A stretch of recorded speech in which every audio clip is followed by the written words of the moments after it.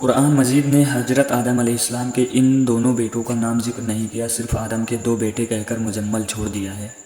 البتہ تورات میں ان کے نام بیان کیے گئے ہیں۔ کچھ روایتوں میں ان دونوں بھائیوں میں اپنی شادی سے متعلق زبردست اختلاف کا ذکر کیا گیا ہے۔ اس معاملے کو ختم کرنے کے لیے حضرت آدم علیہ السلام نے یہ فیصلہ فرمایا کہ دونوں اپنی اپنی قربانی اللہ کے حضور میں پیش کریں۔ جس کی قربانی منظور ہو جائے وہی اپنے ارادے کو پورا کر لینے کا حقدار ہے۔ حابیل اور قابیل کی نظر، جیسا کہ تورات سے معلوم ہوتا ہے، اس زمانے میں قربانی کے قبول ہونے کا یہ اسلامی طریقہ تھا کہ نظر و قربانی کی چیز کسی بلند جگہ پر رکھ دی جاتی اور آسمان سے آگ ظاہر ہو کر اس کو جلا دیتی تھی۔ اس قانون کے مطابق حابیل نے اپنے ریوڑ میں سے ایک بہترین دمبا اللہ کو نذر کیا اور قابیل نے اپنی کھیتی کے غلے میں سے ردی قسم کا غلہ قربانی کے لیے پیش کیا۔ دونوں کی اچھی اور بری نیتوں کا اندازہ اسی معاملے سے ہو گیا۔ اسی لیے دستور کے مطابق آگ نے آ کر حابیل کی نذر کو جلا دیا اور اسی طرح قربانی قبول ہونے کا شرف اس کے حصے میں آیا۔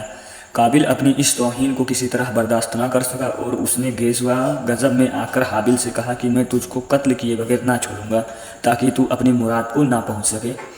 حابیل نے جواب دیا، میں تو کسی طرح تجھ پر ہاتھ نہ اٹھاؤں گا، باقی تیری جو مرضی آئے وہ کر۔ رہا قربانی کا معاملہ، سو اللہ کے یہاں نیک نیت ہی کی نذر قبول ہو سکتی ہے، وہاں بد نیت کی نہ دھمکی کام آ سکتی ہے اور نہ بے وجہ غم و غصہ، اور اس پر قابیل نے غصے سے بہت زیادہ بھڑک کر اپنے بھائی حابیل کو مار ڈالا۔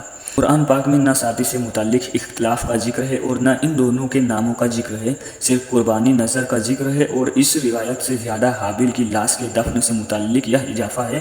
قتل کے بعد قابیل حیران تھا کہ اس لاش کا کیا کرے، ابھی تک آدم کی نسل موت سے دوچار نہیں ہوئی تھی اور اسی لیے حضرت آدم علیہ السلام نے مردے کے بارے میں اللہ کا کوئی حکم نہیں سنایا تھا۔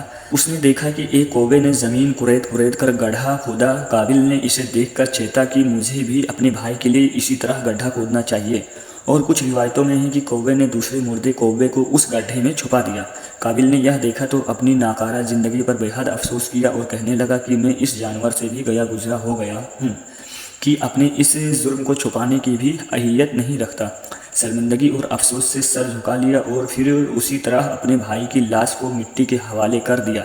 امام احمد نے اپنی مسند میں حضرت عبداللہ بن مسعود رضی اللہ تعالیٰ عنہ سے ایک روایت ہے کہ اللہ کے رسول صلی اللہ علیہ وسلم نے فرمایا کہ دنیا میں جب بھی کوئی ظلم سے قتل ہوتا ہے تو اس کا گناہ حضرت آدم علیہ السلام کے پہلے بیٹے قابیل کی گردن پر ضرور ہوتا ہے، اس لیے کہ وہ پہلا آدمی ہے جس نے ظالمانہ قتل کی شروعات کی اور یہ ناپاک سنت جاری کی۔